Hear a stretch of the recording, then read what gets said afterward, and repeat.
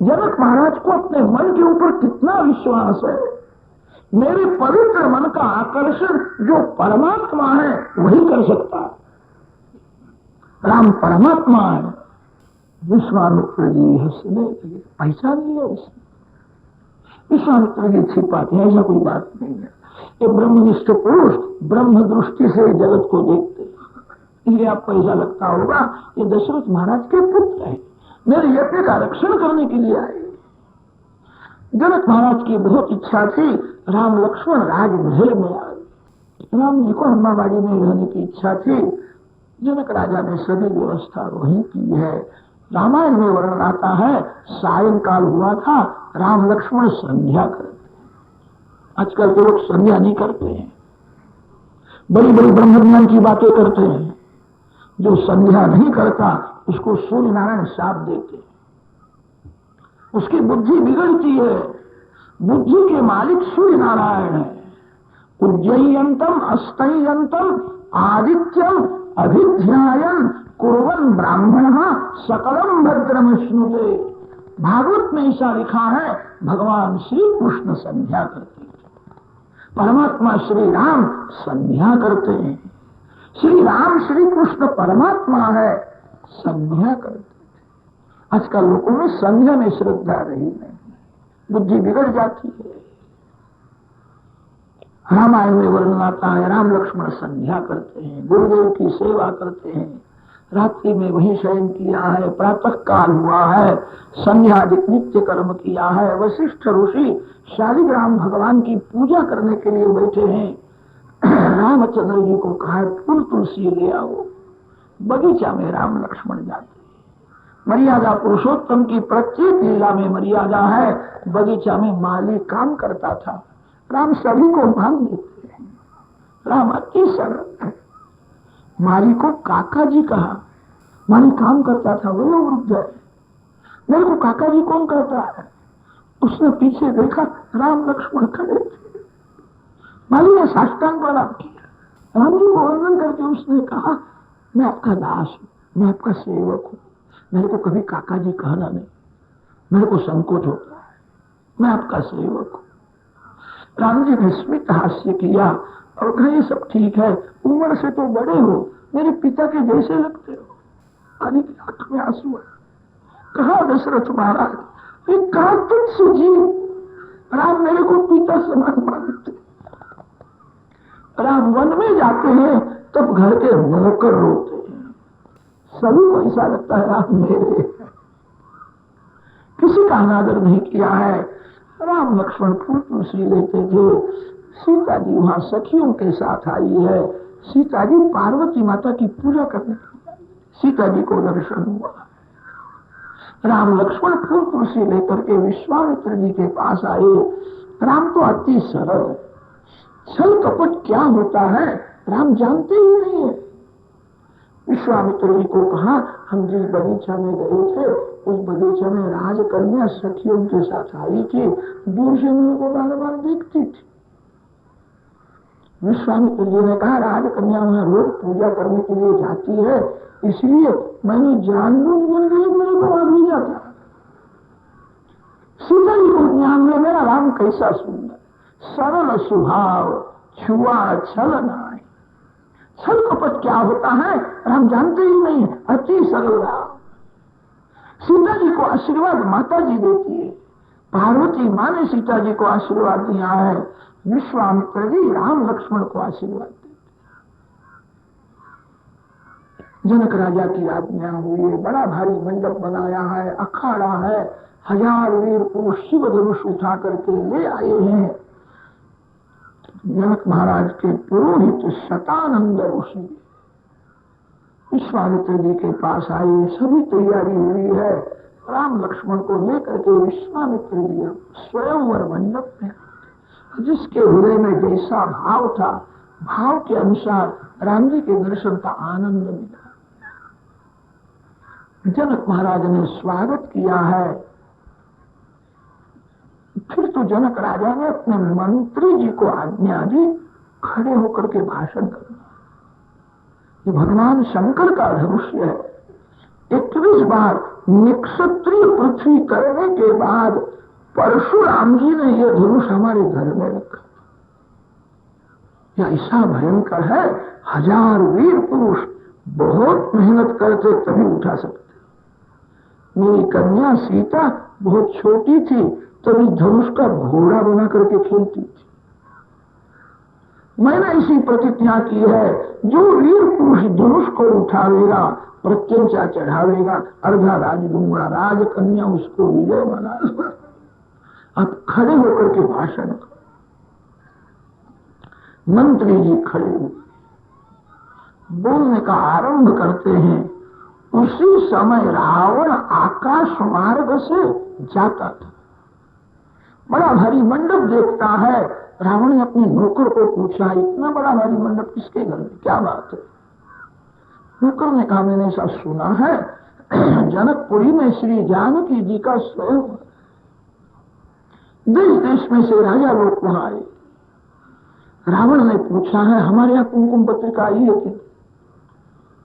सेवक ने कहा, अपने यहाँ पत्रिका नहीं है, निमंत्रण नहीं। ऐसा मूर्ख, बिना निमंत्रण वहां आता, आकाश मार्ग से मंडप नहीं उतरता।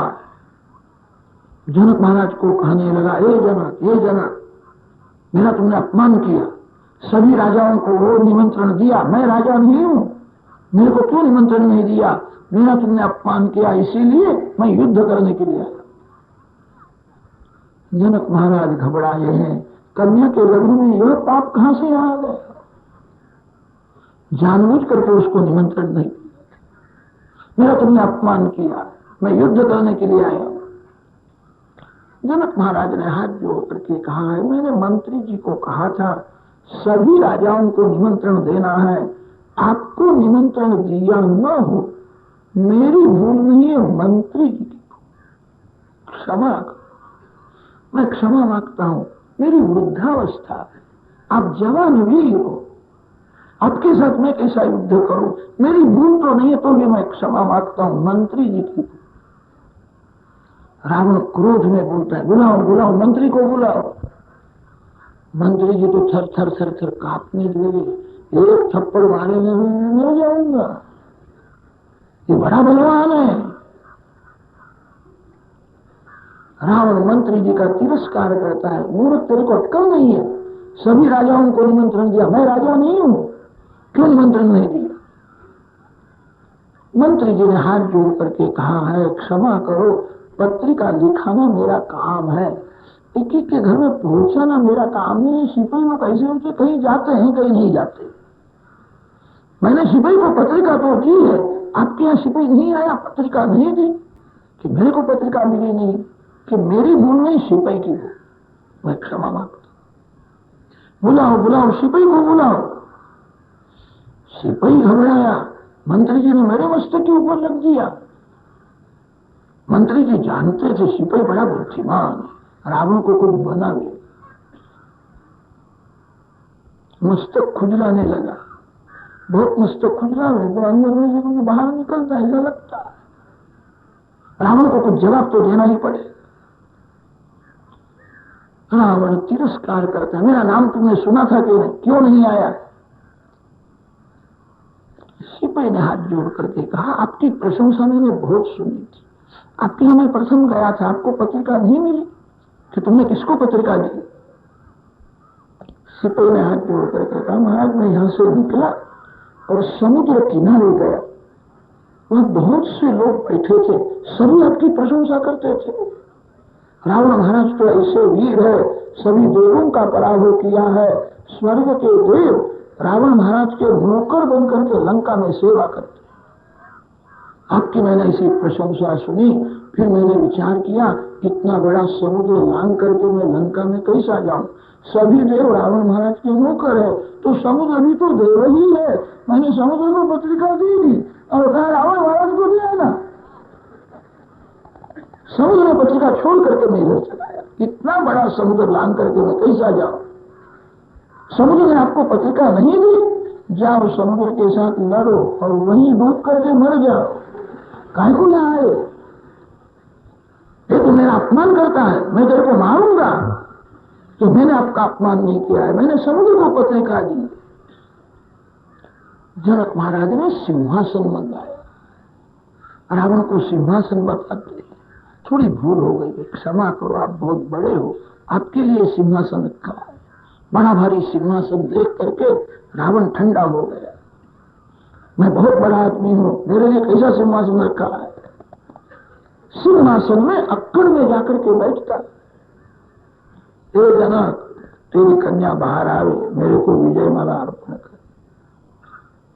जनक राजा ने कहा हमारा ऐसा नियम है, धनुष का भंग न हो तब तक राजकन्या बाहर कैसी आए, धनुष का भंग होने के बाद राजकन्या।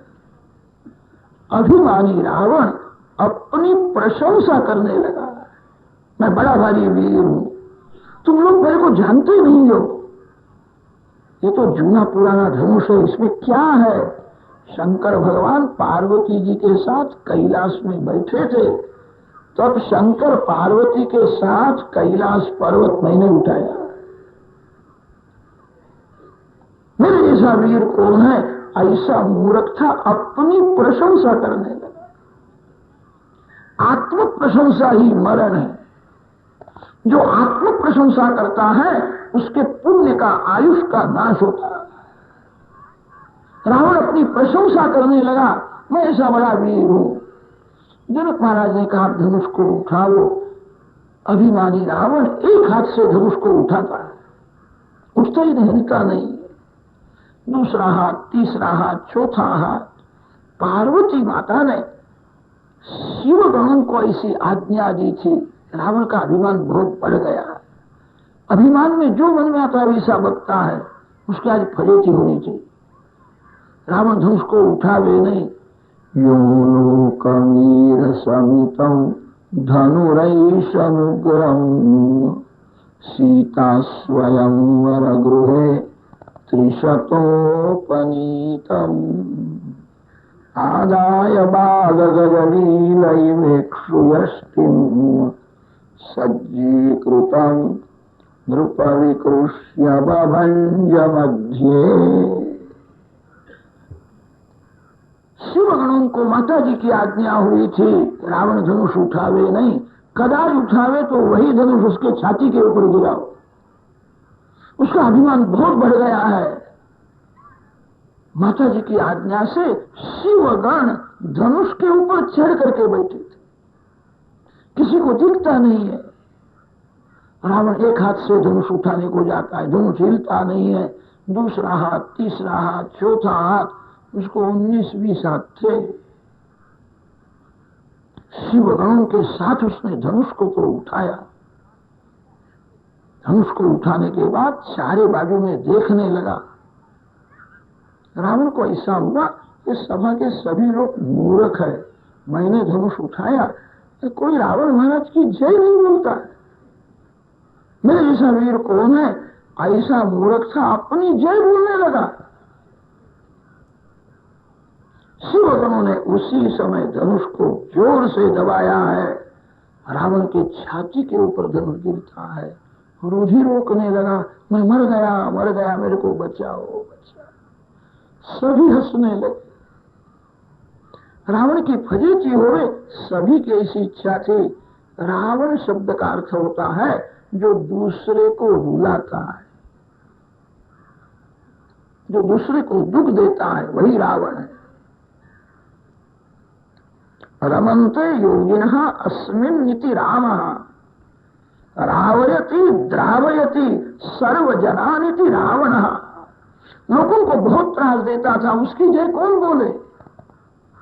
सभी को आनंद में उसकी फजीती होने की जरूर थी। छाती के ऊपर धनुष पड़ा है, रावण बहुत घबराया है। जनक महाराज ने सेवकों को आज्ञा दी, क्या देखते हो, जल्दी जाओ, उसके छाती के ऊपर से धनुष खींच लो। कुछ भी होवे, ब्राह्मण का बेटा है, कन्या के लगन में इस समय मरे नहीं तो अच्छा है, थोड़े दिन तक जीवित रहे, अभी मर जावे तो अपशकुन हो जाएगा।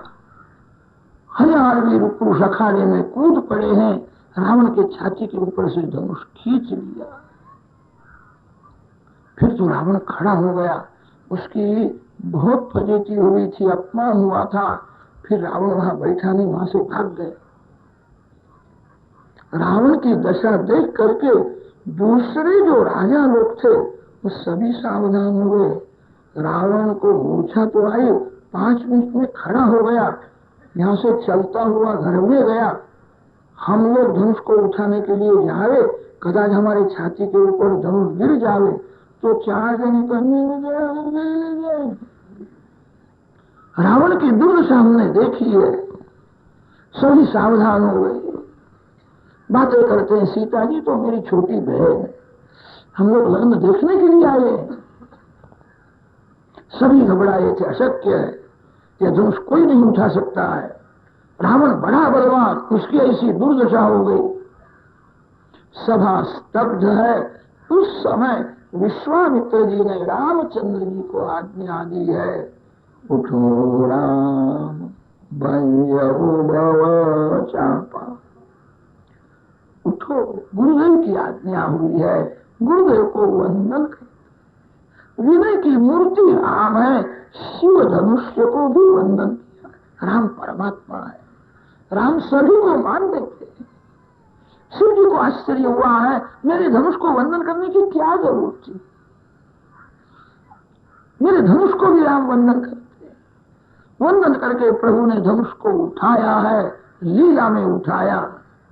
बिजली जिस प्रकार चमकती है, धनुष में से तेज निकला, सभी की आंख बंद हो गई, तेज सहन हुआ नहीं। उसी समय रामचंद्र जी ने अनायास से धनुष को जो नमाया, कड़कड़ कड़कड़ कड़कड़ कड़कड़ कर धनुष टूट जाता है। कैसा उठाया, कैसा नमाया, बराबर किसी ने देखा भी नहीं। धनुष का भंग हुआ। विश्वामित्र जी ने कहा है, मेरे राम ने धनुष का भंग किया है, सीता जी राम को विजय माला अर्पण कर। साक्षात महालक्ष्मी है। सीता जी का अलौकिक सौंदर्य, अलौकिक श्रृंगार का वर्णन कौन कर सकता? जगन माता है, आदि शक्ति है। 8 सखियां दाहिने बाजू में है, 8 सखियां बाई बाजू में है, हाथ में विजय माला है। धीरे धीरे श्री सीता जी आती है, सखी मंगल गीत गाती है। रामचंद्र जी ने देखा है, ये राजकन्या मेरे को विजय माला अर्पण करने के लिए आती है। उस समय रामचंद्र जी को कौशल्या माँ याद आती। गुरुदेव की आज्ञा थी, इसलिए मैंने धनुष का तो भंग किया। माता पिता की आज्ञा बिना मैं लग्न कैसा करूं? राम बहुत पुराने जमाने के हैं, आधुनिक नहीं। मैं माता पिता के अधीन हूं। सीता जी बहुत सुंदर है तो क्या हुआ? कौशल्या मां की आज्ञा बिना मैं लग्न नहीं करूंगा। मैं स्वतंत्र नहीं हूं, मैं मेरे माता पिता के अधीन। सीता जी धीरे धीरे आई है। सीता जी ने 2 हाथ ऊंचे किए हैं। सीता जी थोड़ी छोटी है। राम मस्तक नमावे तो ही सीता जी विजय माला अर्पण कर सकते। कौशल्या मां की आज्ञा बिना मैं मस्तक कैसा नमाऊं? सीता जी ने 2 हाथ ऊंचे किए हैं। माता जी के हाथ में रत्न की बंगड़ियां है। सुंदर श्रृंगार था, थोड़ा घूंघट निकाला था। रत्न की बंगड़ी में सीता जी को राम जी का प्रतिबिंब दिखता। राम कामदेव से अति सुंदर है। राम सूर्य से भी प्रकाशमान है, चंद्र से अति शीतल आनंद देने वाले। सीता जी को रत्न की बंगड़ी में राम जी का प्रतिबिंब दिखता है। सीता जी को समाधि लगती। विश्वामित्र जी देखते थे, राजकन्या ने 2 हाथ ऊंचे किए, राम अभी मस्तक नमाता नहीं है। विश्वामित्र जी दौड़ते हुए गए, राम जी के कान में कहा है, मैं अयोध्या में आया था तो माता जी के साथ सभी बातें हुई।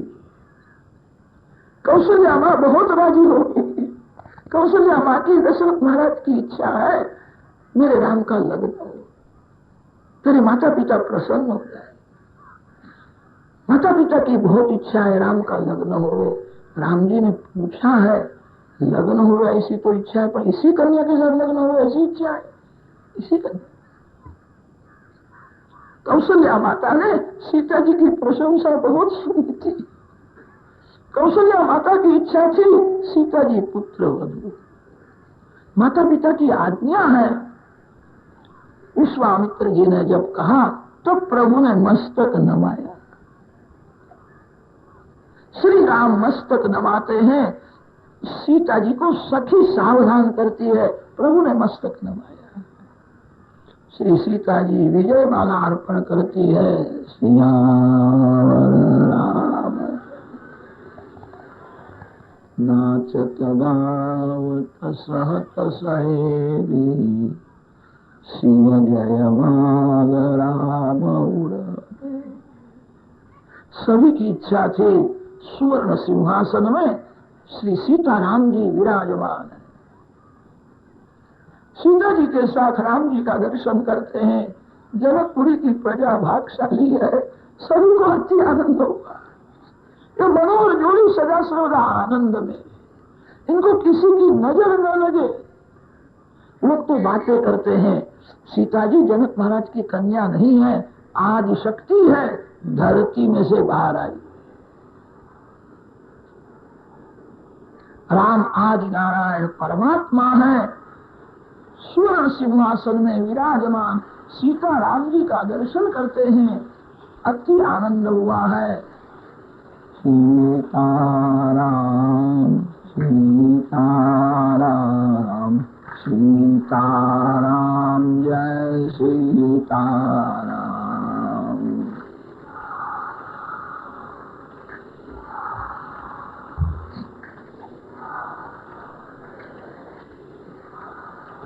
जय सीताराम सीताराम सीताराम जय सीताराम।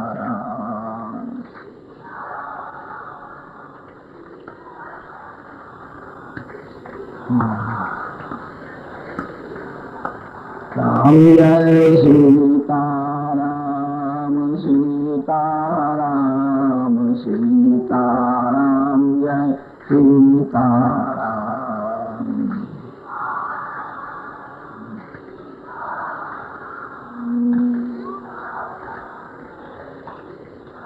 राम जय सीताराम सीताराम सीताराम जय सीताराम।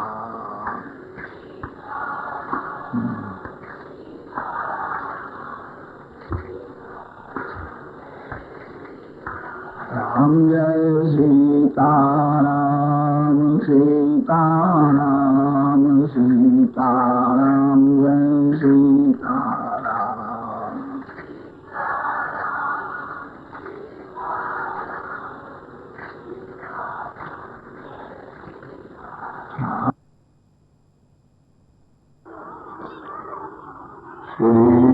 श्रीशुकं उवाच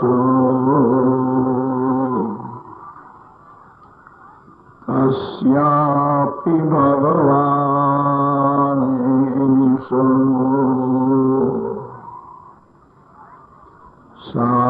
साक्षाद् ब्रह्ममयो हरिः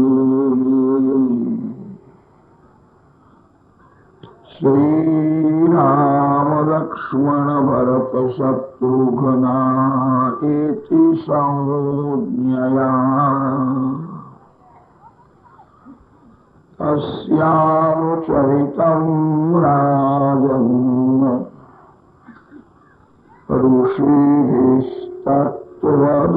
ऋषिभिस्तत्त्वदर्शिभिः।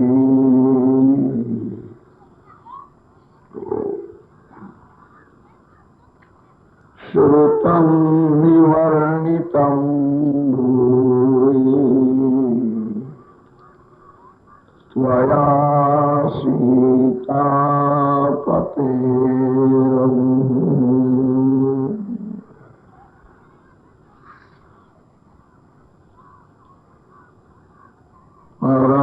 परमात्मा श्री कृष्ण भगवान का नाम स्वरूप शास्त्र। भगवान श्री रामचंद्र जी का नाम स्वरूप ही रामायण है। संसार में भगवान ने अपना स्वरूप छिपाया है। भगवान है तो भी भगवान का दर्शन नहीं होता है। भगवान ने अपने नाम को प्रकट रखा है। जो शक्ति भगवान में है वही शक्ति भगवान के नाम में भी। भगवान का नाम और भगवान का स्वरूप दोनों एक ही है।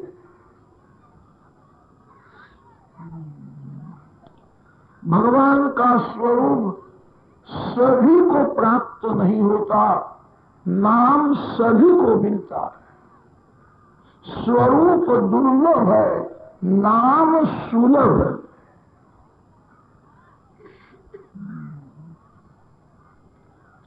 रामायण रामचंद्र जी का नाम स्वरूप है। नाम के साथ जो प्रीति करता है उसी का पाप छूटता है। पुण्य करना कठिन नहीं है, पाप छोड़ना बड़ा कठिन है। राम नाम के साथ जो प्रेम करता है उसी को भगवान पाप करने से रोक लेते। जिसको भगवान पाप करने से रोकते हैं उसी का पाप छूटता है। मन को भगवान के नाम में रखो। जगत बिगड़ा नहीं है, मन बहुत बिगड़ा। मानव जगत को देखता है, अपने मन को नहीं देखता। जगत बिगड़ा हो तो जगत को कोई भी नहीं सुधार सकता। जगत को सुधारना अशक्य है। भगवान श्री राम जगत में आए, परमात्मा श्री कृष्ण आए, जगत नहीं सुधरा। जगत को सुधारने के प्रपंच में मत पड़ो, जगत नहीं सुधरेगा। अपने मन को सुधारो। जिसने अपने मन को सुधारा है, जिसने अपने स्वभाव को सुधारा है, उसको जगत में बिगड़ा हुआ कुछ दिखता ही नहीं। जिसका मन गंगा जल जैसा अति शुद्ध है, उसको सर्व में भगवान का ही दर्शन होता है। मन को सुधारने का सरल उपाय यही है, मन को भगवान के नाम में रखो। मन को उल्टाओ तो नम होता है। जहां भी नजर जावे वहां भगवान है, ऐसा भाव रखो। मन से वंदन करो। एक पैसे का खर्च नहीं है, शरीर को जरा भी त्रास नहीं है। आपकी आंख जहां जाती है वहां भगवान है। ऐसा भाव दृढ़ करो, मन से वंदन करो। मन को उल्टाने से नम होता है।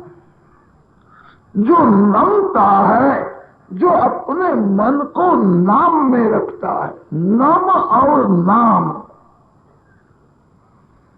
जो मन को भगवान के नाम में रखता है उसका मन बिगड़ता नहीं है।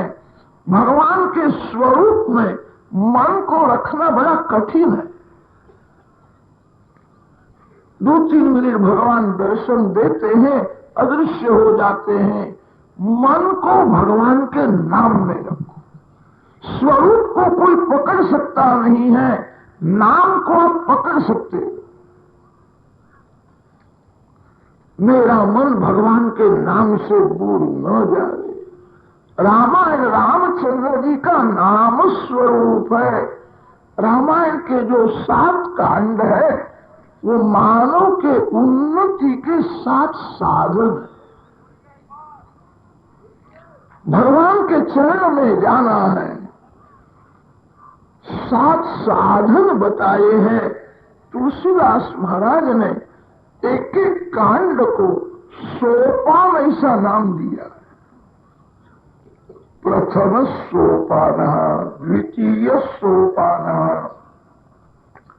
सीढ़ी को संस्कृत भाषा में सोपान कहते हैं। सोपान का अर्थ होता है सीढ़ी। भगवान के चरण में पहुंचना है। रामायण का जो प्रथम कांड है उसका नाम बालकांड। प्रभु के दरबार में जाना है, भगवान के चरण में जाना है। बालक को जल्दी प्रवेश मिलता है। आपको भगवान धर्म देवे, आपका ज्ञान बढ़े, आपको सुख मिले, हृदय से बालक बन। जिसका हृदय बालक के जैसा होता है उसको भगवान के दरबार में जल्दी प्रवेश मिलता है। बालक उसको कहते हैं तन मन में वाणी और वाणी जिसकी एक है। बालक के मन में जो होता है वैसा ही बोलता है, जैसा बोलता है वैसी क्रिया करता है। बालक का मन, वाणी और क्रिया तीनों एक है। मानव कपट करता है, मन में कुछ होता है, बोलता कुछ दूसरा है। जैसा बोलता है वैसी क्रिया नहीं करता। बालक का मन, वाणी और क्रिया तीनों एक ही होती है। इसीलिए भगवान को बालक बहुत प्यारा लगता है। श्री कृष्ण भगवान तो बालकों के लिए माखन चोर हुए। चोरी करके माखन खाया नहीं है, मित्रों को खिलाया। भगवान को बालक बहुत प्यारे लगते। बालक बनो। बालक को पाप करने की अक्कल नहीं होती। बालक को कपट करना नहीं आता है। बालक झूठ नहीं बोल सकता है। बालक के सामने पाप करना नहीं। आप जैसा करोगे उसका अनुकरण बालक करता है। बालक का स्वभाव अनुकरण करने का होता है। बालक के सामने भक्ति करो। आप भक्ति करोगे तो आपका बालक भी भक्ति करेगा। बाप सवेरे 4 बजे उठता हो, स्नान करके संध्या गायत्री जप करता हो, पूजा करता हो।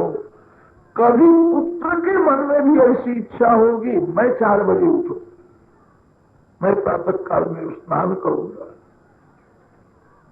कितने बाप ऐसे हो गए हैं चाय होने के बाद उठते, सैया में पड़े पड़े पूछते हैं चाय हो गई? चाय पियो, चाय के आदी मत हो। आप सब वैष्णव हो, प्रभु के प्यारे हो। व्यसन मन को बिगाड़ता है। व्यसन भक्ति में बहुत विघ्न करता है। चाय मिले तो ठीक है और न मिले तो बहुत ठीक है। मैं तो चाय का गुलाम नहीं हूं। कितने लोग ऐसे होते हैं चाय में विलंब हो जाए तो उनका मस्तक दुखने लगता है। व्यसन छोड़ो। बालक के सामने पाप न करो। आप जैसा करोगे उसका अनुकरण बालक करे। माता पिता के आचार विचार बालक में आते। बालक जैसा देखता है वैसा करता है। खेल में भी बालक को पाप करना सिखाना नहीं। कितने माता पिता ऐसे होते हैं उनको स्वार्थ हो तो अपने बालक को झूठ बोलना सिखाते हैं। एक जगह में ऐसा हुआ, सेठ कुछ पैसा मांगने के लिए आते थे। पिता ने देखा ये पैसा लेने के लिए आए हैं। घर में 3-4 वर्ष का बालक था। उस बालक को कहा, तू बाहर जाकर के ऐसा बोल, मेरे पिता घर में नहीं है। बालक विचार में पड़ा, आप तो घर में हो, घर में नहीं हो, मैं कैसा कहूं। पिता अपने पुत्र को समझाता है, मैं तेरे को पेड़ा दूंगा, बाहर जाकर के ऐसा बोलना, मेरे पिता घर में नहीं। बालक बाहर गया और सेठ को उसने कहा, मेरे पिता मेरे को पेड़ा देने वाले अंदर बैठे हैं, मेरे को ऐसा कहा है, तू बाहर जाकर के बोल, मेरे पिता घर में नहीं है। बालक को पाप करने की अक्ल कहां है? बालक छल कपट नहीं कर सकता। जिसका हृदय बालक के जैसा है उसको प्रभु के दरबार में जल्दी प्रवेश मिलता। बालक को छल कपट करने की अक्ल नहीं है, बालक झूठ नहीं बोल सकता। हृदय से बालक बनो। रामायण का प्रथम कांड जो है उसका नाम बालकांड है। बालकांड निर्दोष कांड है, जिसका हृदय बालक के जैसा है उसका घर, उसका शरीर अयोध्या हो जाता है। बालकांड के बाद अयोध्या कांड आता है। अयोध्या शब्द का अर्थ होता है जहां कभी युद्ध नहीं होता। जहां युद्ध नहीं है उसको अयोध्या कहते हैं। योध्या न भवती इति अयोध्या। जीवन थोड़ा है, वेर मत करो। किसी एक भी जीव के साथ जो वेर करता है उसके भक्ति में बहुत विघ्न आता है। किसी भी जीव के साथ जो वेर करता है उसका मन अशांत रहता है। भागवत की कथा सुनते हो, आज से ऐसा निश्चय करो, मेरा कोई शत्रु नहीं है, किसी ने भी मेरा कुछ बिगाड़ा नहीं है। मेरा जो कुछ बिगड़ा है वो मेरे पाप से बिगड़ा है। मेरे को किसी ने दुख नहीं दिया है, दुख मेरे पाप का फल है। अयोध्या कांड बोल देता है, कभी युद्ध न करो। रामायण के 7 कांड है। 7 कांडों में 6 कांड ऐसे हैं जिनमें युद्ध की कथा आती है। बालकांड में विश्वामित्र जी के यज्ञ का रक्षण किया तब युद्ध हुआ है। अरण्य कांड में, किष्किंधा कांड में, सुंदर कांड में, युद्ध कांड में, उत्तर कांड में भी युद्ध की कथा है। भरत जी दिग्विजय करने के लिए गए तब युद्ध हुआ। 6 कांड ऐसे हैं जिनमें युद्ध की कथा आती है। एक अयोध्या कांड ही ऐसा है जिसमें युद्ध नहीं है। घर में प्रेम से रहना चाहिए, जरा भी झगड़ा न करो। अपने घर को अयोध्या बनाओ, आपके घर में राम आएंगे।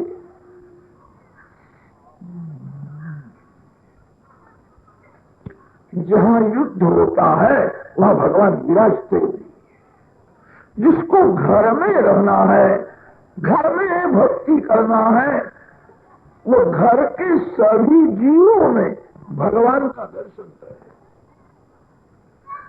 घर के सभी जीव भगवान के अंश है, ऐसा समझ करके शुद्ध भाव से प्रेम करे। जो घर के लोगों के साथ प्रेम नहीं करता वो भगवान के साथ कैसा प्रेम करेगा? जो भाई के साथ कपट करता है वो एक दिन भगवान के साथ भी कपट करेगा। घर के लोगों के साथ शुद्ध भाव से प्रेम करो। अपने घर को अयोध्या बनाओ। जीवन थोड़ा है, भगवान के चरण में जाना है, युद्ध करने से क्या लाभ? अयोध्या कांड का जो बराबर मनन करेगा उसके घर में युद्ध होगा नहीं, वो वेद नहीं करेगा। अयोध्या कांड के बाद अरण्य कांड आता है। अरण्य कांड बोध देता है, थोड़े दिन वन में रहो, भगवान की भक्ति करो तो ही वासना का विनाश होगा। गृहस्थ घर में भक्ति कर सकता है, घर में वासना का विनाश करना गृहस्थ के लिए अशक्य है। गृहस्थ के घर में काम के परमाणु घूमते रहते हैं, वे काम के परमाणु मन को बिगाड़ते हैं। वासना का विनाश करना हो, थोड़े दिन वन में जाकर के, वन में तब जो करता है, एक बार सादा भोजन करो, दिन भर किसी महामंत्र का जप करो। 12 मास घर में रहना अच्छा नहीं है। 12 महीने में 1-2 महीना घर छोड़ो, अपने मन को समझाओ तेरा घर भगवान के चरण में है, ये अगर तेरा नहीं है। एक दिन काल धक्का मारता है तब सब कुछ छोड़ना ही पड़ता है, समझ करके छोड़ना अच्छा है। नाभाजी के भक्तमान में अमरदास जी की कथा थी, अनेक संतों की कथा है। अमरदास जी 3-4 वर्ष के थे, तभी से उनके बुद्धि में ज्ञान प्रकट हुआ था। बड़े ज्ञानी भक्त थे। माँ को पूछते हैं मैं कौन हूं और तू कौन है? माँ ने कहा तू मेरा बेटा है, मैं तेरी माँ हूं। अमरदास जी ने पूछा था तेरा बेटा कहाँ है? माँ ने अपने पुत्र के छाती के ऊपर हाथ रखा, यह मेरा बेटा है। माँ ये तो छाती है, ये छाती तेरा पुत्र है, ये पेट है, यह हाथ है, यह पांव है, यह मुख है, शरीर ही तेरा पुत्र है कि पुत्र शरीर से भिन्न होता है। माँ तेरा पुत्र कहाँ है? माँ तेरे गोद में मैं अभी बैठा हूं, तेरे लग्न का जुलूस निकला था तब मैं कहाँ बैठा था? माँ ने कहा मेरे लग्न के जुलूस में तू नहीं था कि ना मैं था। मैं नहीं हूं ऐसा अनुभव किसी को नहीं होता है। आत्मा अविनाशी है, आत्मा का जन्म नहीं होता, मरण नहीं होता। जीव भूत सनातन। आपके माता पिता का लग्न हुआ नहीं था तब आप कहाँ रहते थे? जीवात्मा का घर भगवान के चरण में है। जिस घर को आप मानते हो मेरा घर है, वो छोड़ना ही पड़ेगा। 12 मास घर में रहना अच्छा नहीं है। 1-2 महीना घर छोड़ दो। घर की ममता मन को बिगाड़ती है, ममता ही मलिनता है। घर की ममता मन को बिगाड़ती है। बार बार मन को समझाओ मेरा घर भगवान के चरण में है, यह घर मेरा नहीं है, छोड़ना है। 1-2 महीना वन में जाकर के 12 मास घर में रहना अच्छा नहीं है। 1-2 महीना प्रवृत्ति छोड़ दो, दिन भर भक्ति करो, एक बार सादा भोजन करो। किसी भी महामंत्र का वन में जाकर के 1-2 लाख जप करो। ऐसा करने की बहुत जरूरत है। जो वन में रह करके तप करता है वही वासना का विनाश कर सकता है। अनेक जन्म की वासना मन में घर करके बैठी है। वासना राक्षसी है, मन में से निकलती नहीं है। वासना का विनाश करना है तो वन में रहना ही पड़ेगा। थोड़े दिन घर छोड़ दो। संसार में जितने संत महात्मा हुए हैं सभी ने वन में तपस्या की है, तभी वासना का विनाश हुआ है, तभी वे महान हुए। श्री कृष्ण भगवान वृंदावन में तप करते, राम वन में तप करते हैं, सभी संत महात्माओं ने वन में तपस्या की है। घर छोड़ो वन में रो, इसका अर्थ होता है विलासी लोगों का संग छोड़ दो। विलासी लोगों के संग में वासना बढ़ती है। विलासी लोगों के संग में वासना का विनाश करना अशक्य है। जिन्होंने वासना का विनाश किया है ऐसे विरक्त भजन आनंदी संतों के सत्संग में लो। प्रवृत्ति छोड़ो, विषयानंद छोड़ो, महीना 2 महीना वन में लो। वनवास के बिना वासना का विनाश नहीं होता। अरण्य कांड में राम वन में तप करते हैं, उसका वर्णन। जो वन में तप करता है वही रावण को मार सकता है। रावण बड़ा बलवान है। शत्रु बलवान होवे तो आपको भी शक्ति बढ़ानी पड़ेगी। काम के साथ युद्ध करना है। काम मित्र नहीं है, काम सभी का शत्रु है। काम शत्रु होने पर भी धोखा देता है। मैं आपका मित्र हूं, मैं आपको सुख देता हूं। काम किसी स्त्री को सुख नहीं देता, काम किसी पुरुष को सुख नहीं देता। काम शक्ति का विनाश करता है, काम जीवन मरण बिगाड़ता है। काम मित्र नहीं है, काम शत्रु है। काम शब्द का थोड़ा विचार करो। क और आम मिल करके काम शब्द होता है। कच्चा सुख यही काम है और सच्चा सुख ही राम है। राम वन में तप करने के बाद रावण को मारते। रामचंद्र जी को रावण क्या त्रास दे सकता है? राम तो परमात्मा है। राम जगत को शिक्षण देते हैं। काम को मारना है, वासना का विनाश करना है। वन में मेरी जैसी तपस्या करो। वन में 14 वर्ष तप करने के बाद राम रावण को मारते हैं। वन में जाने के बाद प्रथम वर्ष में क्यों नहीं मारा? 14 वर्ष तप करने के बाद रावण को मारते। थोड़ा वन में तप करने की जरूरत है। घर छोड़ो, प्रवृत्ति छोड़ो, विषयानंद छोड़ो। एक बार सादा भोजन करो और दिन भर किसी महामंत्र का जप करो, ध्यान करो। कितने लोग घर छोड़ करके तीर्थ में तो जाते हैं, वहां जाने के बाद उनको घर बहुत याद आता है। घर का पत्र नहीं आता है, 15 दिवस हो गए। तीर्थ में रह करके जो घर का स्मरण करता है उसको बड़ा भारी पाप लगता है। घर में रह करके गंगा जी को, यमुना जी को जो याद करता है, घर में तीर्थ को स्मरण करना पुण्य है। तीर्थ में जाने के बाद घर का स्मरण करना पाप। जो भगवान के लिए घर छोड़ता है उसके घर की चिंता भगवान को होती है। आपका नुकसान नहीं होगा, आपके बालकों को भगवान संभालेंगे। इसने मेरे लिए घर छोड़ा।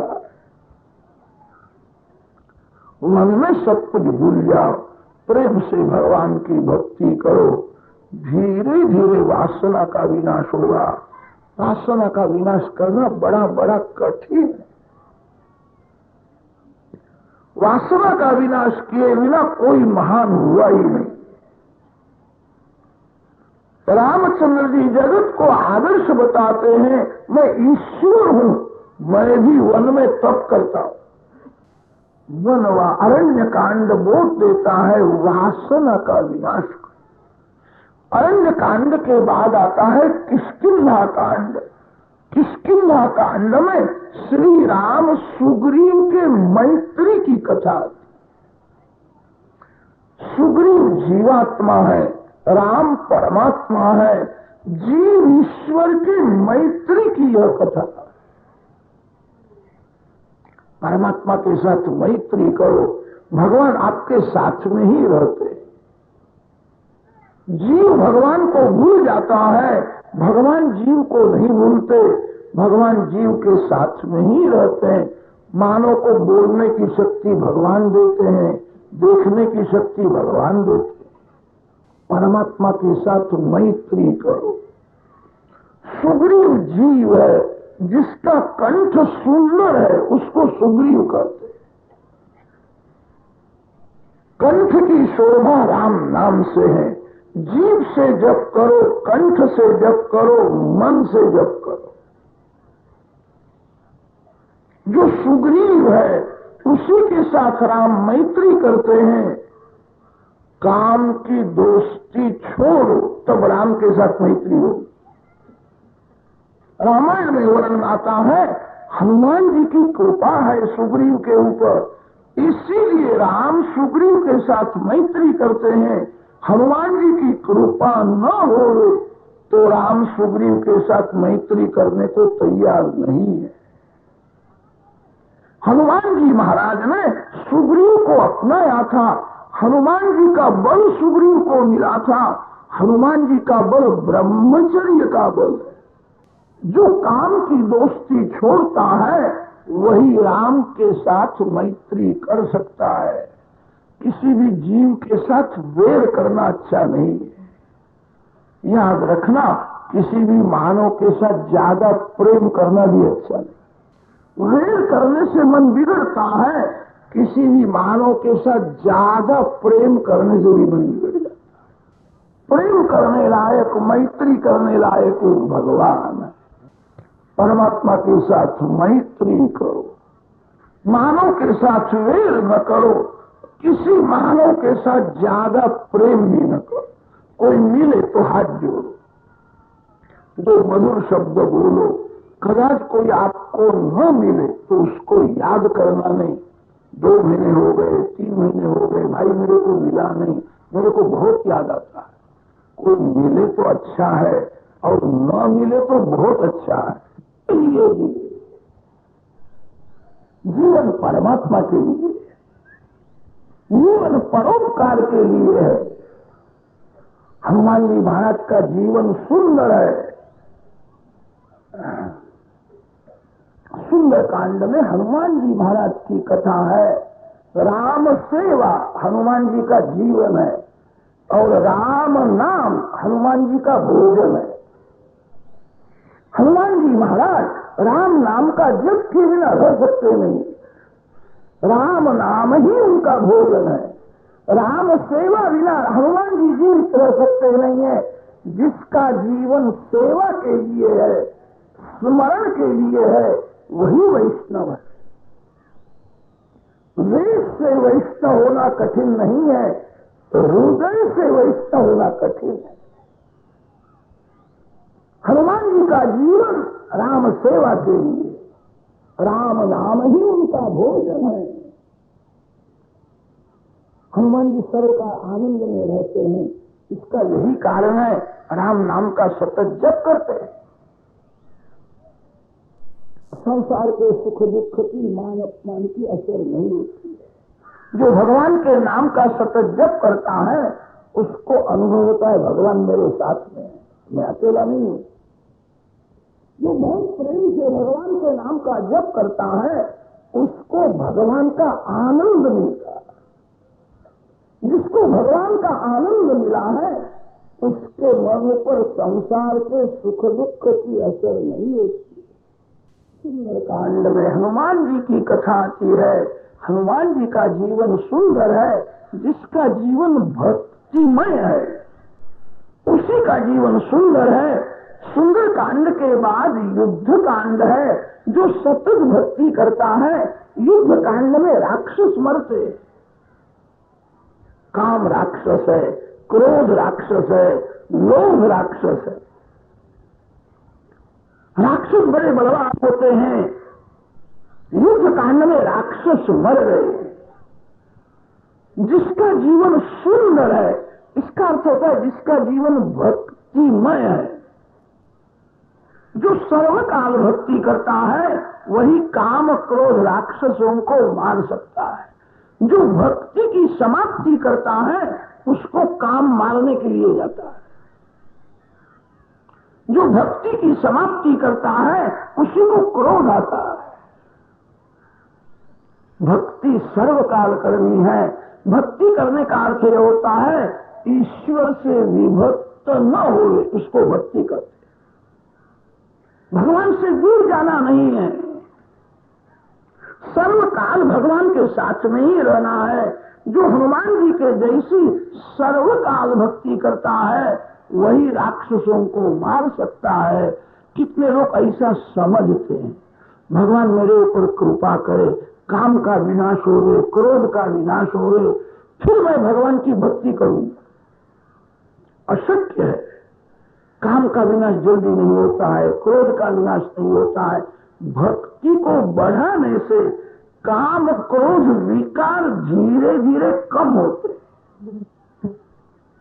काम क्रोध आदि विकारों का विनाश अंतिम जन्म में होता है। भक्ति को बढ़ाओ, विकार धीरे धीरे कम हो जाएंगे। युद्ध कांड में राक्षसों का विनाश हुआ है। युद्ध कांड के बाद उत्तर कांड आता है। जीवन के पूर्वार्ध में जो काम क्रोध राक्षसों का विनाश करता है, संयम बढ़ा करके भक्ति करता है, उसका उत्तर जीवन मंगलमय हो जाता है। उत्तर कांड में काकभूषण जी महाराज, गरुड़ जी महाराज की कथा थी। तुलसीदास महाराज का उत्तर कांड अति अति सुंदर हुआ। 2-4 बार नहीं, 10-20 बार शांति से पढ़ो। श्री तुलसीदास महाराज ने उत्तर कांड में सर्व शास्त्रों का सार भर दिया। तुलसीदास महाराज ने कोई विषय छोड़ा ही नहीं। जो युद्ध कांड में राक्षसों को मारता है उसका उत्तर जीवन मंगलमय होता है। उत्तर कांड में काकभूषण जी गरुड़ जी की कथा आती है। ज्ञान भक्ति का मधुर समन्वय। तुलसीदास महाराज ने वर्णन किया है जिसको परमात्मा का ज्ञान नहीं है वो संसार के पीछे पड़ता है। जिसको भगवान का ज्ञान हुआ है वही भक्ति करता है। ज्ञान से ही भक्ति होती। कितने संत वर्णन करते हैं भक्ति से ज्ञान होता है। भक्ति साधन है और ज्ञान साध्य है, ऐसा वर्णन करते संत जो बोलते सभी योग्य है। तुलसीदास महाराज ने बहुत विवेक से समझाया है ज्ञान से भक्ति होती है। जिसको परमात्मा का ज्ञान नहीं है वो जगत की भक्ति करता है। जिसको भगवान के स्वरूप का अनुभव हुआ है वो भगवान को एक क्षण छोड़ता नहीं। ज्ञानी होना बड़ा कठिन नहीं है, प्रभु प्रेमी होना बड़ा कठिन है। कितने लोगों में ज्ञान तो होता है, पैसे के साथ ही वो प्रेम करते हैं। वो ज्ञान क्या काम का है? 7 कांडों का थोड़ा भावार्थ वर्णन किया है। प्रातः काल में राम कथा थोड़ी वर्णन की है। राम जी के गुण अनंत है, राम जी की लीला अनंत है। राम कथा का अंत कहीं आता ही नहीं है। मार्गशीर्ष मास शुक्ल पक्ष पंचमी तिथि गुरुवार गोरज मुहूर्त में श्री सीताराम जी का लग्न हुआ। लक्ष्मण जी का, भरत जी का, शत्रुघ्न जी का वही लग्न हुआ। लग्न करके राम लक्ष्मण जानकी श्री अयोध्या जी में आए हैं। सभी को अतिशय आनंद हुआ है। संसार का एक नियम है, अति सुख के बाद दुख आता ही है। अति सुख मिले अच्छा नहीं है, अति धन मिले, अति मान मिले अच्छा नहीं है। दशरथ महाराज 1-2 बार ऐसा बोले थे, मेरे जैसा सुखी कोई नहीं, मैं बहुत सुखी हूं। अयोध्या का राज हाथ में है, राम लक्ष्मण भरत शत्रुघ्न 4 बालक है, सीता जी पुत्र वधू है, मैं अति सुखी हूं। जीवन में थोड़ा दुख होना ही चाहिए। दुख से ही मानव सावधान रहता है। अति सुख में जीव अपने स्वरूप को भूल जाता है। अति सुख, अति संपत्ति और सन्मति दो एक ठिकाने नहीं रहती है।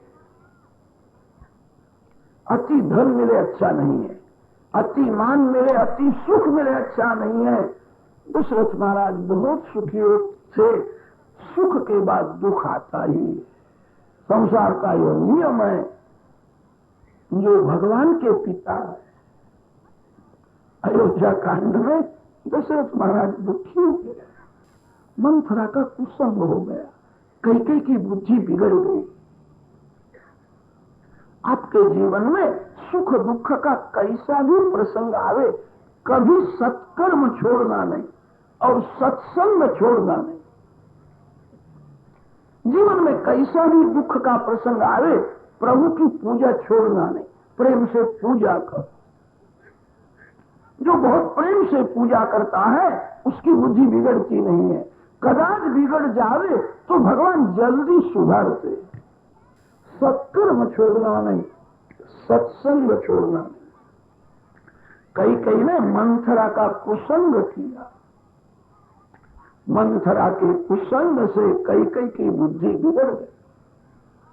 बहुत दिन सत्संग करने से लाभ होता है, थोड़ा समय कुसंग होवे तो बहुत पतन हो जाता है। मंथरा का कुसंग कई को कितना समय हुआ था? घंटा 2 घंटा कुसंग हुआ। थोड़े समय में मंथरा ने कई की बुद्धि बिगाड़ दी। वशिष्ठ जैसे बड़े बड़े ऋषि महात्मा वहां थे, कई को समझाते हैं, कई किसी का मानती ही नहीं है। कई की यही भूल है, कई ने मंथरा ने ही। राम लक्ष्मण जानकी वन में जाते हैं। चित्रकूट में भगवान विराजमान है। दशरथ महाराज ने शरीर का त्याग किया है। भरत जी आए हैं, श्राद्धादि विधि हुआ है। राम प्रेम की मूर्ति ही भरत है।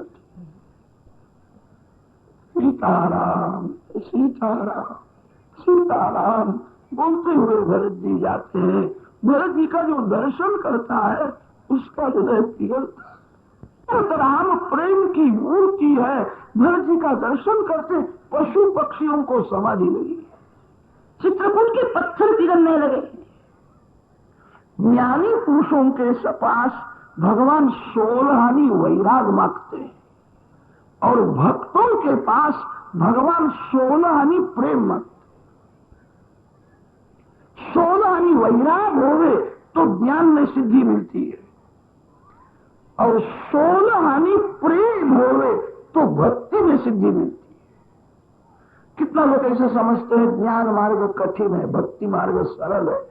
ऐसा नहीं है। ज्ञान मार्ग जैसा कठिन है, भक्ति करना भी बड़ा कठिन है। भगवान भक्तों के पास 16 प्रेम मांगते।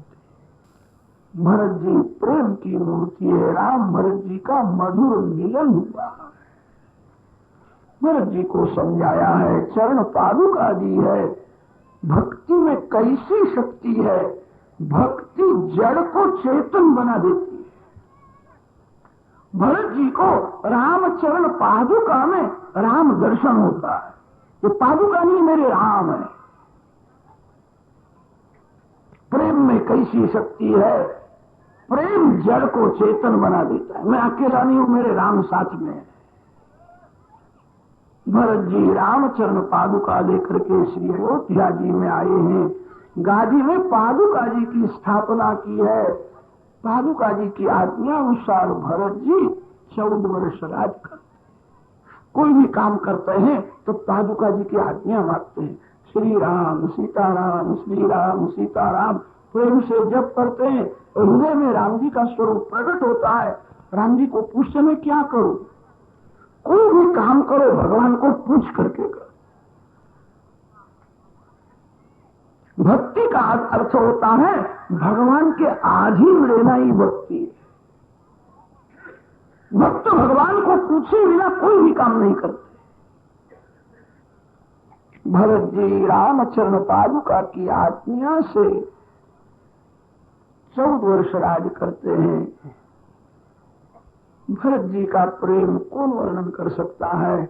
भरत जी का नियम था सायंकाल में रामचरण पादुका का फूल से श्रृंगार करते थे। पादुका जी में आंख स्थिर करते हैं, सीताराम सीताराम सीताराम सीताराम प्रेम से जप करते। कभी कभी भरत जी राम वियोग में रोने लगते हैं, कहीं कहीं तुमने क्या किया, मेरे राम को वनवास दिया, राम दिखते ही नहीं है। राम वियोग में भरत रोते हैं। तो पादुका जी में से राम बाहर आते। भरत जी को समझाते, भरत मैं वन में गया नहीं हूं, मैं तो घर में ही।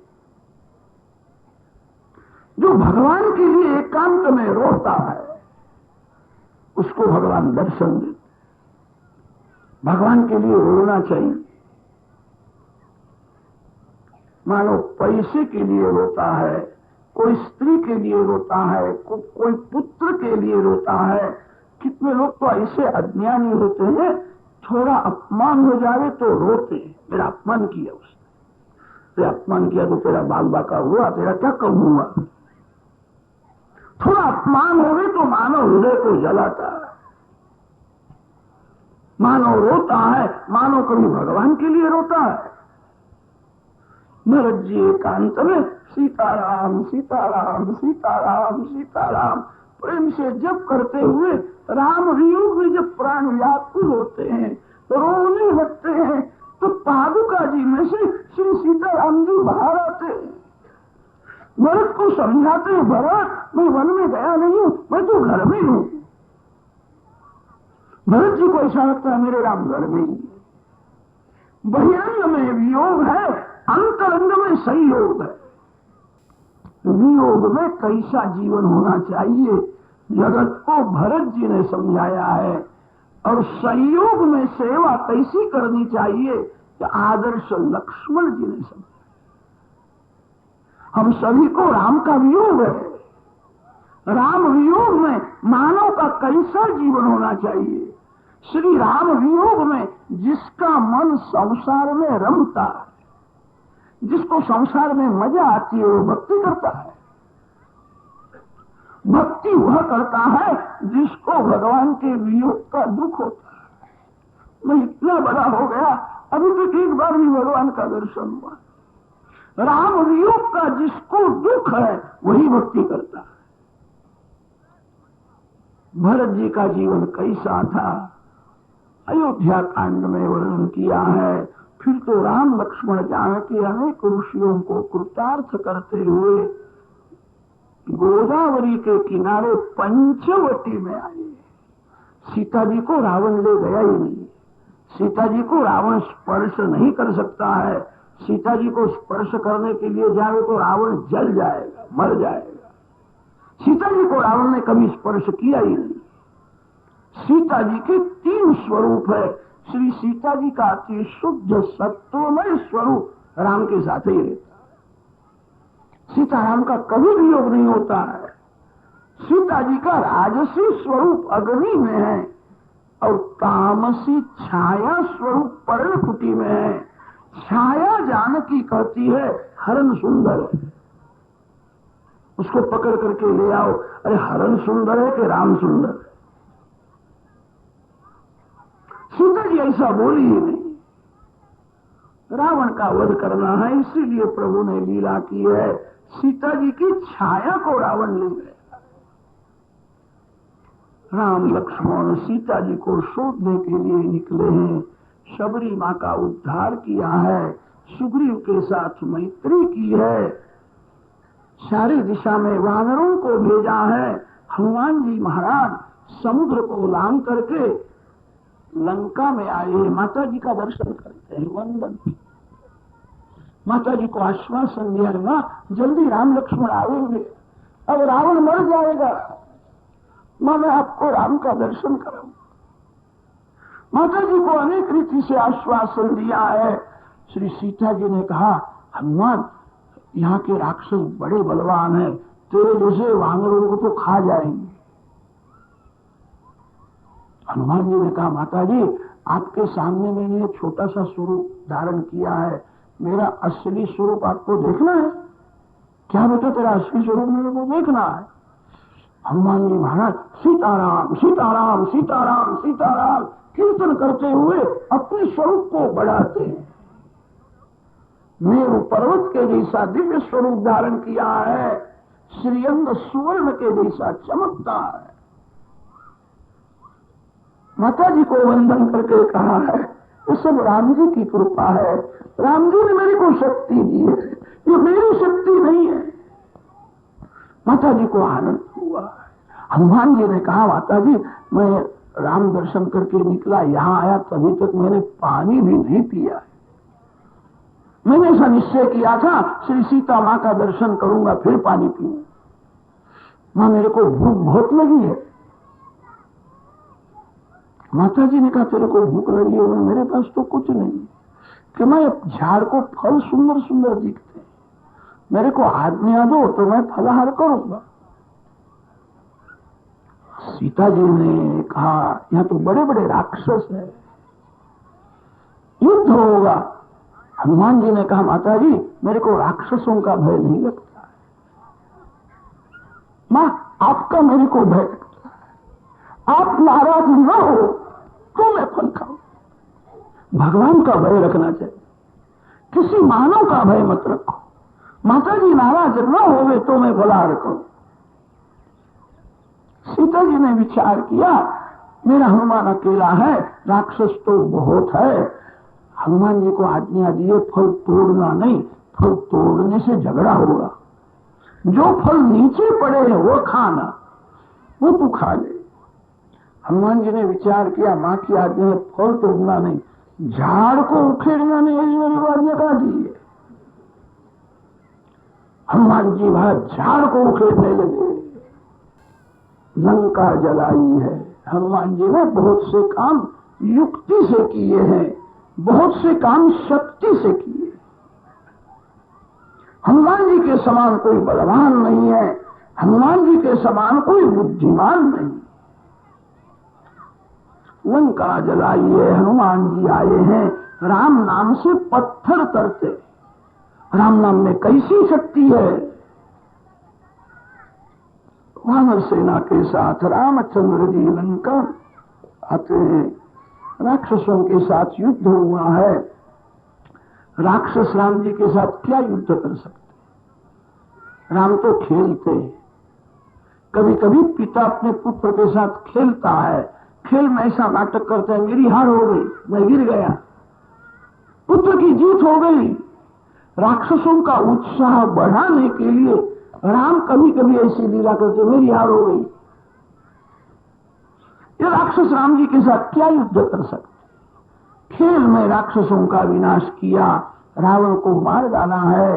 राम लक्ष्मण जानकी पुष्पक विमान में विराजमान है, अयोध्या जी में आए हैं। वह दिवस था वैशाख मास, शुक्ल पक्ष पंचमी तिथि थी। वैशाख शुद्ध पंचमी के दिन श्री सीताराम जी अयोध्या जी में आए, सभी को दर्शन दिया है। एक ही समय में अनेक स्वरूप प्रकट किए। सभी को ऐसा आनंद हुआ राम जी का विशेष प्रेम मेरे ऊपर है, मेरे को मिले। मेरे को पूछा शरीर तो अच्छा है नहीं, घर में सब आनंद है। अनेक स्वरूप धारण करके एक ही समय में सीताराम जी सभी को मिले। पंचमी के दिन प्रभु अयोध्या जी में आए हैं, सभी ने बहुत आग्रह किया। वैशाख मास शुक्ल पक्ष सप्तमी तिथि राम राज्याभिषेक हुआ। सभी तीर्थों का जल मंगाया है, 4 समुद्र का जल मंगाया है। श्री सीताराम जी को ब्राह्मण वेद मंत्र बोल करके तीर्थाभिषेक करते हैं। राज्याभिषेक के मंत्र ऋग्वेद में है। इंद्रियं वा एतदस्मिन् लोके यद्दधियद्दध्नाभिषिञ्चति इंद्रियमेवास्मिंस्तद्दधाति तेजो वा एतद्घृतं यद्घृतेनाभिषिञ्चति तेज एवास्मिंस्तद्दधाति स्वादिष्ठया मदिष्ठया पवस्व सोमधारया इंद्राय पातये सुत इति तां पिबेत् एतेन हवा ऐन्द्रेण महाभिषेकेण संवर्त आंगिरस मरुत्तमभिषिचेत तस्माद् वै मरुत्तः समन्तं सर्वतः पृथिवीं जयन् परीयायाश्वेन च मेध्येनेज एतेन हवा ऐन्द्रेण महाभिषेकेण अभिषिक्तस्य क्षत्रियस्य। ऋग्वेद यजुर्वेद के मंत्र बोलते हैं सीताराम जी को तीर्थाभिषेक हुआ है, फिर तो सुंदर श्रृंगार किया है सुवर्ण सिंहासन में सीता जी के साथ। सियावर रामचंद्र श्री सीताराम जी विराजमान है। अयोध्या की प्रजा भाग्यशाली है, सुवर्ण सिंहासन में सीताराम जी का दर्शन परमानंद हुआ। राम राज्य में प्रजा बहुत सुखी है। राम राज्य में कोई मूर्ख नहीं है, राम राज्य में कोई गरीब नहीं है, राम राज्य में किसी के घर में झगड़ा नहीं है, राम राज्य में किसी को रोग नहीं होता है, राम राज्य में सभी सुखी है। शौनक मुनि ने प्रश्न किया है राम राज्य में कोई दुखी नहीं है। तब सूत जी ने कहा राम राज्य में जितने डॉक्टर थे और वकील थे उनका धंधा जरा भी चलता नहीं था, किसी के घर में झगड़ा ही नहीं है, सभी सत्यवादी है, किसी को रोग होता नहीं है। नाधयो व्याधय क्लेशा दैवभूतात्म है। तो वहां राम राज्य में सभी अति सुखी है। रामचंद्र जी के यहाँ लव और कुश का जन्म हुआ है, कुश का वंश बढ़ा है। कुशस्य चातिथिस तस्मान निषदस तत्सुतो नभा। इस वंश में सुदर्शन राजा हुआ है, इस वंश में हिरण्यनाभ राजा हुआ, इस वंश में मरु नाम का राजा हुआ है। सूर्य वंश में अंतिम राजा सुमित्र हुआ है। सुमित्र राजा तक ही यह वंश रहेगा, फिर इस वंश का विनाश होगा। इक्ष्वाकुणाम अयम वंशः सुमित्रांतो भविष्यति। सुमित्र राजा तक ही सूर्य वंश की कथा की है, सूर्य वंश प्रकरण परिपूर्ण किया है। अब चंद्र वंश का आरंभ करते हैं। चंद्र वंश में भगवान श्री कृष्ण प्रकट होने वाले। आदि नारायण परमात्मा के नाभि में से कमल उत्पन्न हुआ है। कमल में ब्रह्मा जी प्रकट हुए। ब्रह्मा जी के पुत्र अत्रि ऋषि हुए हैं। अत्रि ऋषि के पुत्र चंद्र हुए हैं। चंद्र का पुत्र बुध हुआ है। बुध का पुत्र पुरुरवा हुआ। पुरुरवा राजा के वंश में आयु, श्रुतायु, सत्यायु, विजय, जय ऐसे अनेक राजा हुए हैं। विजय के वंश में जन्धु राजा हुआ है। इस वंश में गाधी राजा हुआ है। गाधी राजा की कन्या सत्यवती का लग्न रुचित ऋषि के साथ हुआ था। उनके यहाँ जो पुत्र हुआ उसका नाम जमदग्नि है। जमदग्नि के यहाँ परशुराम भगवान प्रकट हुए। परशुराम जी की कथा संक्षेप में वर्णन की है।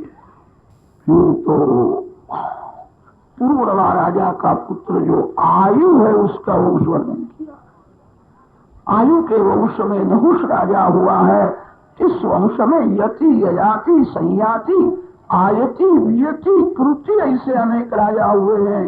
ययाति महाराज के यहाँ दो रानियां हैं, देवयानी और शर्मिष्ठा। देवयानी के यहाँ यदु और पूर्वसु दो बालक हुए। शर्मिष्ठा के यहाँ द्रुयु, अनु और पूर्व ऐसे तीन हुए हैं।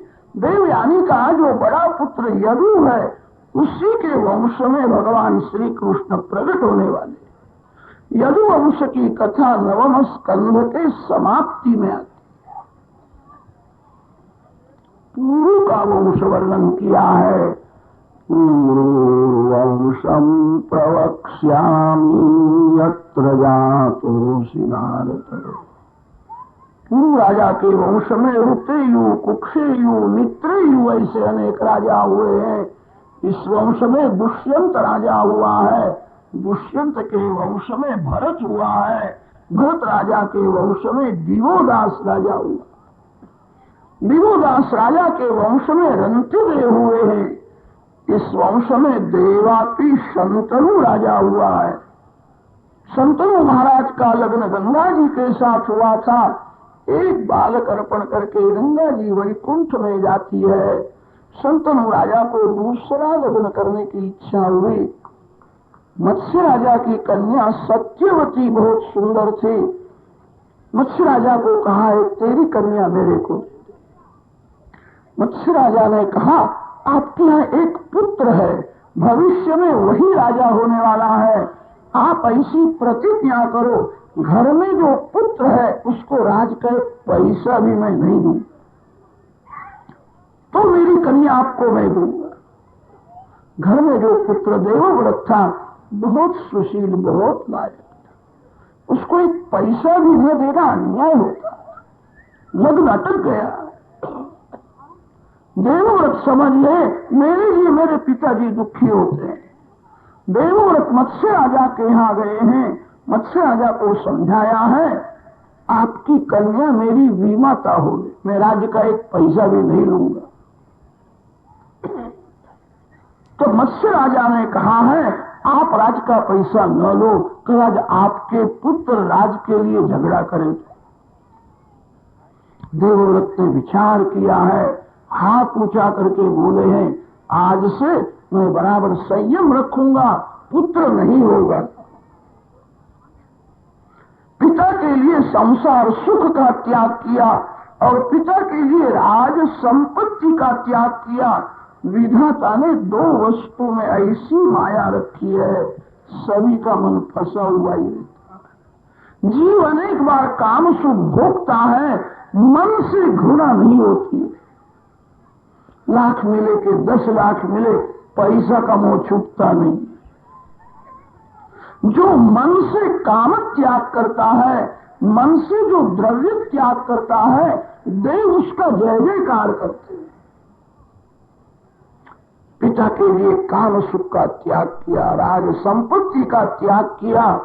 देवों ने पुष्पवृष्टि की, कैसी भयंकर प्रतिज्ञा करता है आज से इसका नाम भीष्म होगा। दूसरा लग्न करने के बाद शंतनु राजा के यहाँ 2 पुत्र हुए, चित्रांगद और विचित्रवीर। इसी वंश में धृतराष्ट्र, विदुर और पांडु हुए। पांडु के यहाँ 5 पांडव हुए हैं। 5 पांडवों में अर्जुन श्रेष्ठ है। अर्जुन का पुत्र अभिमन्यु हुआ है और अभिमन्यु का पुत्र राजा तू हुआ। परीक्षित राजा तक वंश की कथा सुनाई।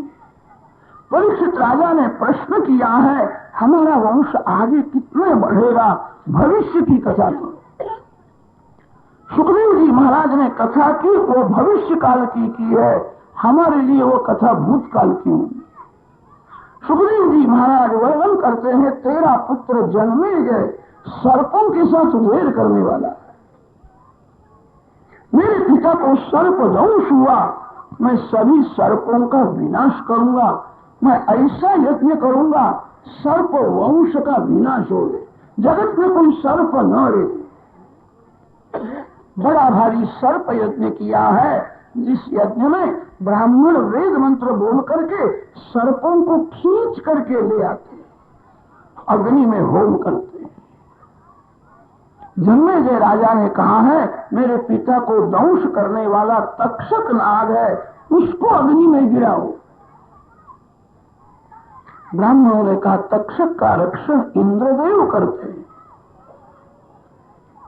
जन्मेजय राजा ने कहा आपके पास ऐसे कोई मंत्र नहीं है, इंद्र और तक्षक दोनों का अग्नि में होम कर दो।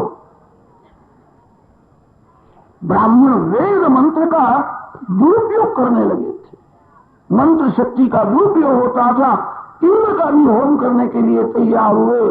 ब्रह्मा जी को ठीक लगा नहीं, ब्रह्मा जी ने आस्तिक नाम के ऋषि को भेजा है। जन्मेजय को समझाते, क्या करते हो?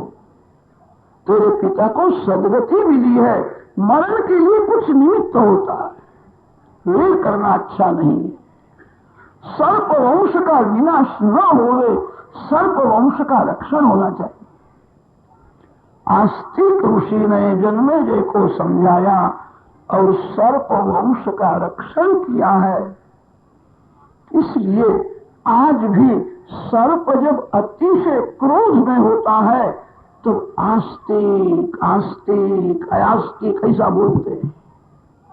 आस्तिक का नाम सुनने से सर्प का क्रोध शांत हो जाता। आस्तिक ऋषि ने सर्प वंश का रक्षण किया है। संसार ही भगवान का चमत्कार है। बहुत से लोगों को चमत्कार देखने की इच्छा होती है, संसार ही भगवान का चमत्कार। कैसा भगवान ने संसार बनाया है। सर्प को कान नहीं होते, सर्प आंख से देखता है और आंख से ही सुनता है। इसलिए संस्कृत भाषा में सर्प का नाम है चक्षुश्रवा। सर्प के आंख में भगवान ने ऐसी शक्ति रखी है, आंख से ही सुनता है। सर्प को कान नहीं होते हैं, आंख से देखता है और आंख से सुनता है। सर्प वंश का रक्षण किया है। जन्मेजय राजा के वंश में श्रुतसेन, उग्रसेन, भीमसेन ऐसे अनेक राजा हुए हैं। पांडवों के वंश में अंत में क्षेमक नाम का राजा हुआ। क्षेमक राजा तक ही यह वंश रहेगा, फिर इस वंश का विनाश होगा। क्षेमकम प्राप्य राजानम संस्थाम प्राप्स्यति वै कलौ। नवम स्कंध के अंतिम अध्याय में यदु राजा के वंश की कथा आती है। यदु वंश में भगवान श्री कृष्ण प्रकट होने वाले। यदु राजा के वंश में सहस्रजित, क्रोष्टा, नल, रिपु ऐसे अनेक राजा हुए हैं। इस वंश में शतजित राजा हुआ है। इस वंश में हरिहर राजा हुआ। इस वंश में कृतवीर्य हुआ। कृतवीर्य का पुत्र कार्तवीर्य हुआ है। कार्तवीर्य अर्जुन के ऊपर गुरु दत्तात्रेय भगवान की अतिशय कृपा थी। गुरु दत्तात्रेय स्वामी की कृपा से सभी योग विद्या और सभी सिद्धि कार्तवीर्य अर्जुन राजा को प्राप्त हुई थी। इस वंश में ज्यामग राजा हुआ है। ज्यामग राजा के वंश में देवावृध, वृष्णि, अंधक, मधु, भोज, महाभोज ऐसे अनेक राजा हुए हैं। अंधक के वंश में उग्र से देवक राजा हुआ। देवक राजा के यहाँ 7 कन्याएं हुई है। सहदेवा, उपदेवा, देवरक्षिता, देवकी। उग्रसेन के यहाँ 9 पुत्र हुए हैं। कंस बड़ा है। एक एक का वंश वर्णन किया। कितने लोगों को इस वंश की कथा में थोड़ा आलस आता है। वक्ता व्यास महर्षि की आज्ञा के अनुसार कथा करते। कथा मनोरंजन का साधन नहीं है, किसी को खुश करने के लिए कथा नहीं। व्यास जी की आज्ञा अनुसार कथा करे। एकदम वंश छोड़ दो तो भगवान मेरे को सजा करेंगे। पाप का भय रखना चाहिए, किसी मानव का भय रखना नहीं। सुखदेव जी महाराज परीक्षित राजा को सावधान। देवक राजा के यहाँ 7 कन्याएं हुई। सहदेवा, उपदेवा, देवरक्षिता, देवकी। 7 कन्याओं का लग्न वसुदेव जी के साथ हुआ था। एक एक का वंश वर्णन किया है।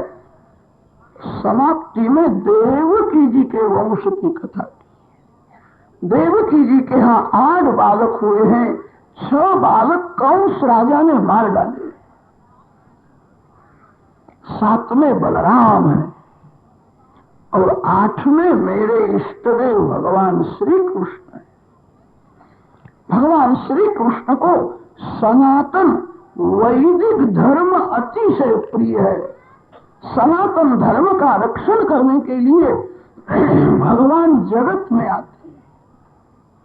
मेरे भगवान का प्रागट्य मथुरा के कारागृह में हुआ था।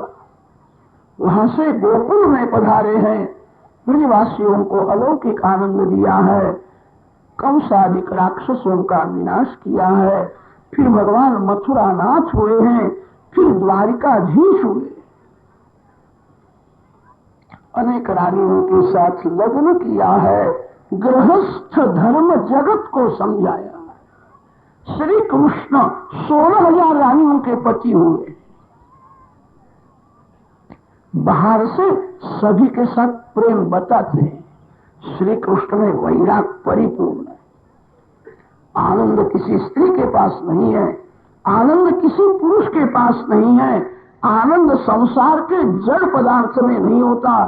संसार में सुख मिलता है और संसार में दुख भी भोगना ही पड़ता है। आनंद तो परमात्मा देते हैं। पति पत्नी आत्मभाव से प्रेम करे, मलमूत्र से भरे हुए शरीर के साथ बहुत प्रेम करना योग्य नहीं। जगत को गृहस्थ धर्म समझाया है। श्री कृष्ण भगवान महान गृहस्थ है और श्री कृष्ण भगवान महान सन्यासी है। श्री कृष्ण के जैसा कोई गृहस्थ हुआ नहीं और श्री कृष्ण भगवान के जैसा कोई सन्यासी भी हुआ नहीं।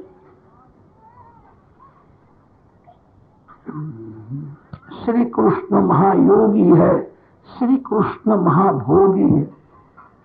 श्री कृष्ण बालक के साथ बालक है, जवान के साथ जवान है, वृद्ध के साथ वृद्ध है, ज्ञानी पुरुष के साथ ज्ञानी है, त्यागी के साथ त्यागी भी। श्री कृष्ण देव नहीं है, परमात्मा है। द्वारका में द्वारकानाथ रोज 56 भोग का भोजन करते थे। आप कभी बेट द्वारका में गए होंगे, बेट द्वारका में तो भोग की गिनती ही नहीं होती। सत्यभामा जी ले आती है, जाम्बवती जी ले आती है, रुक्मिणी जी के यहाँ से आता है, श्री राधा जी ले आती है, वैष्णव ले आते हैं, जो कुछ आता है भगवान सभी का भोजन करते।